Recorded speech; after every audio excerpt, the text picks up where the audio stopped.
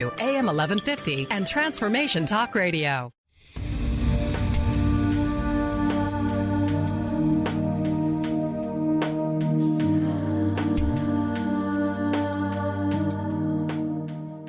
Hi, everyone. Welcome back. It's great to have you all tune us in, turn us on, and Cultural Brilliance Radio. I'm so thrilled to have, the creator, the founder, the absolutely fabulous co-host joining me here today, Claudette Rowley, the DNA of Organizational Excellence. And, this is a series, a radio series, blog post series of something new.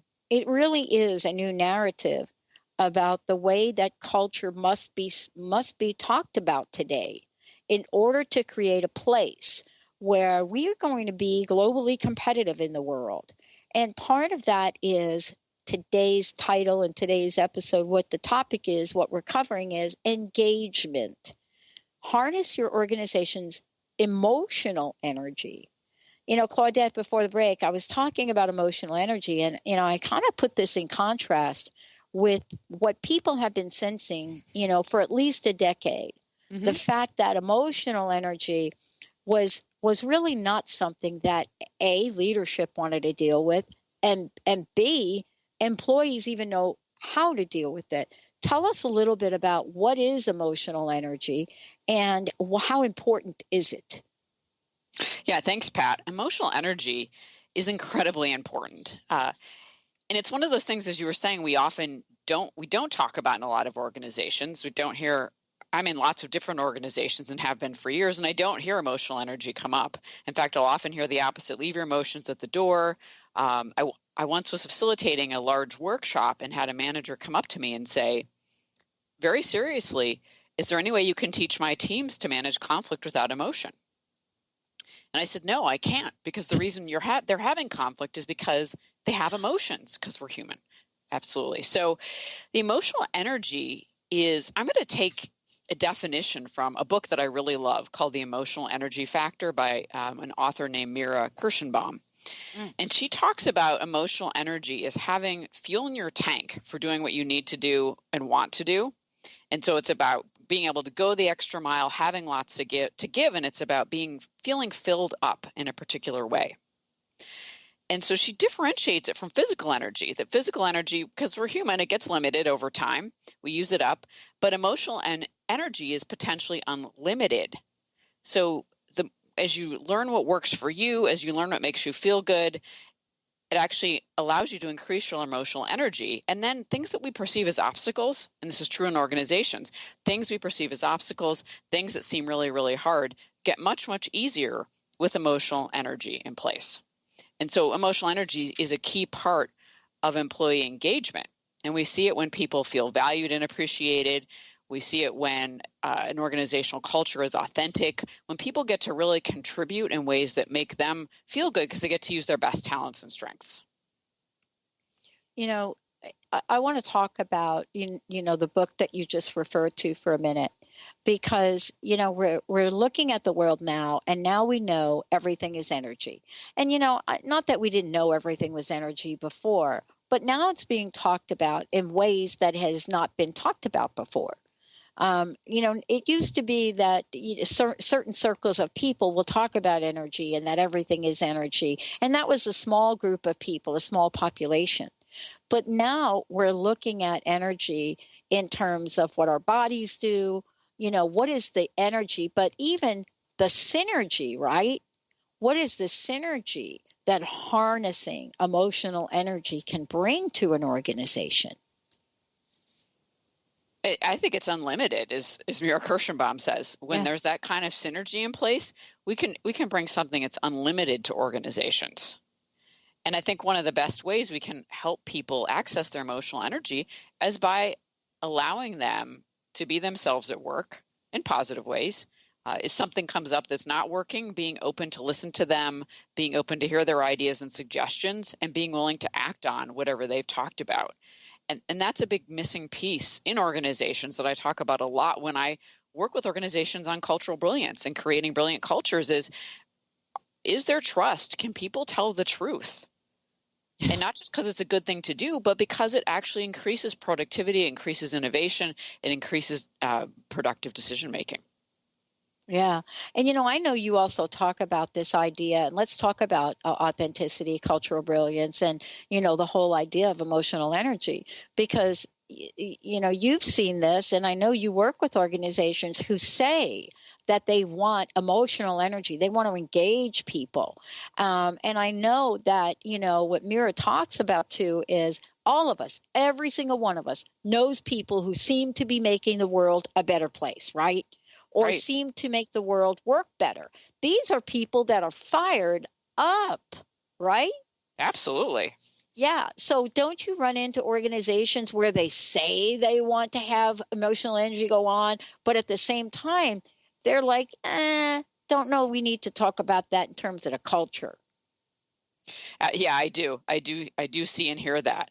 And they say they want, what I often hear is, we want the results of engaged work, but we don't want to provide a culture that supports that engagement. I don't hear those exact words, but that's the inherent message, is we want our people to be more productive. We want them to be more engaged. We want them to communicate better. We want all these things from them. We want the results of all those good things in place, but we're not willing to put the work in to provide a culture that allows them to be engaged. So organizations are working at cross purposes because we don't allow people to express themselves in ways that are safe. People may express themselves, but it may not be safe or feel safe. We don't allow them to be innovative because we don't say it's okay to fail. It's okay to make mistakes because we can learn from those things. So organizations really work at cross purposes a lot of the time. Yeah. Instead, we see environments that are competitive. Either they're overtly competitive or they're covertly competitive. But, they become very political where it's okay to say this but not say that. And so people feel constrained. Yeah. It's interesting what you're talking about because, we, and you and I, we were talking about this before about teams, right? Right. How is it that in our sports, pretty much, that we're looking at, and we see teams that are highly competitive, and even on individuals on teams are highly competitive, but somehow they know how to harness that emotional energy, right? And, I'm not sure where the disconnect is for organizations. Are we trying to get over the word emotion and the bad press it has gotten for decades and decades and decades? Yeah, absolutely. It's interesting, the contrast, as you said, to certain teams like sports teams, and where emotion's a huge component of that kind of a team's success, right? A football team, a baseball team. They actually have coaches to help them be in the right mindset, which is about emotion, right? Golfers, a lot about mindset and handling emotion and managing emotion. So we see in sports, which is often a very masculine place, that the feminine of energy is allowed to exist. And actually people get coached on how to use it to their advantage. And we don't see in organizations most of the time, people getting coached on how to use emotions to increase their emotional energy and their results at work. Yeah. And as a result of that, we get some disconnect about it. We get the idea that, wait a minute, connection, relationship. Oh, wait, are we going to say the word trust? Because remember earlier we were talking about integrity, and I know you're going to do a show about that, but we were talking about integrity, and there are elements that are part of integrity, right? And some of those elements, almost everything across the board that has to do with that, the word trust, the idea of trust, the exchange, something that is going to exchange between you and me, right, is so important in the relationship we build. And so where does that idea and social capital fit in to how we can literally harness this? Well, I view it fits in because we are wired for connection as human beings.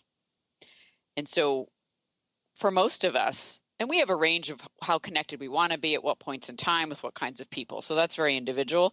But generally speaking, for the majority of us, we want to have connection and relationship, and certainly trust, as you were saying, and integrity at work and in most of the rest of our lives as well, which creates social capital. And often we see organizations, I'll work with organizations that are virtual in many ways. They have, a team in India and a team in in California, and they have a team in New York, and which is fine, except they don't invest a lot of time and energy in allowing these people to develop relationships with each other. And this in even simple ways, like, okay, let's get these teams together once a quarter. Let's encourage people to spend 15 minutes on the phone just chatting so they actually get to know each other. And they learn if they have families or kids and what they do for hobbies, so they can actually build relationships with each other. There was a really interesting study at MIT that was trying to figure out what configuration of team would be the best set of problem solvers for complicated, complex problems. And so one of the early assumptions in that study was that the smartest people, the people with the highest IQs, would be the best problem solvers. And in fact, they found something completely different. They found it was the folks on the teams that had the highest EQ, the highest emotional intelligence, and that had some diversity in terms of gender. I don't believe the study controlled for other types of diversity, just gender in this particular study. So it was an emotionally intelligent team with men and women on it. And that particular team was the absolute best problem solver of complicated situations.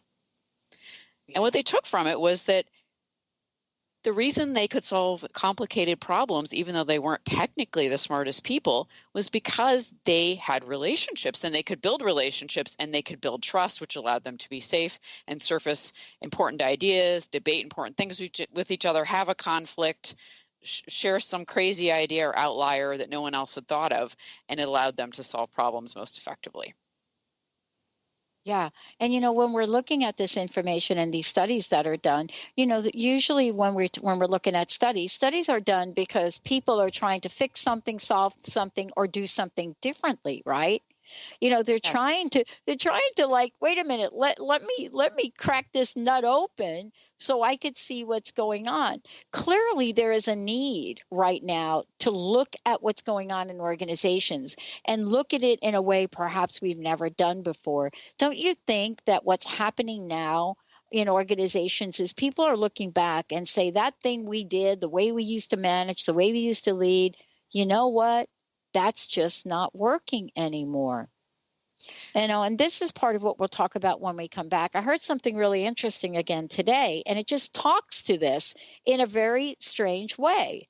Google came out and announced again, those of you that are not going to change your websites and that you're not going to be responsive, they used to say, Claudette, we're just not going to key in on your keywords.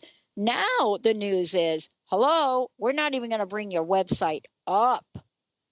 How is it?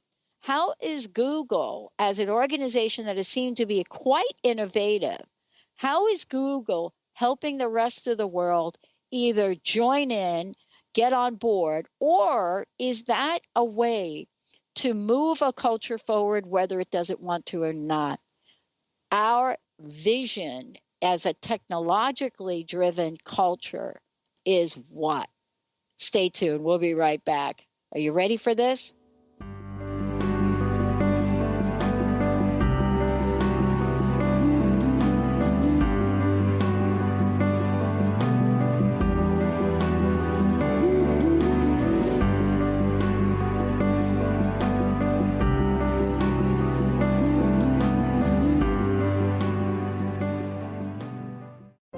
Awaken to your radiant, authentic self. For over 15 years, Soul Purpose Advocate Nancy Monson has been focused on leading change in the lives of those looking to live their true purpose. She is devoted to supporting people in living a soul-directed life every day. Let Nancy help you overcome fear, worry, and doubt. Visit everydayspirituality.com to learn how Nancy can be your soul purpose advocate. What is a brilliant culture, and how do we create them? Why are they important? Claudette Rowley has created a breakthrough 5-step process to help you design a culture that thrives. Whether you want to increase your business's success or create a more engaged, unified workforce, Claudette can help. We cannot thrive in a toxic environment. Learn how to create change with cultural brilliance and Claudette Rowley. To learn more or to work with Claudette, visit ClaudetteRowley.com. Francine Vale is a being of light. She believes that all people of planet Earth are as well. As co-host of the Angel Healer radio show, Francine teaches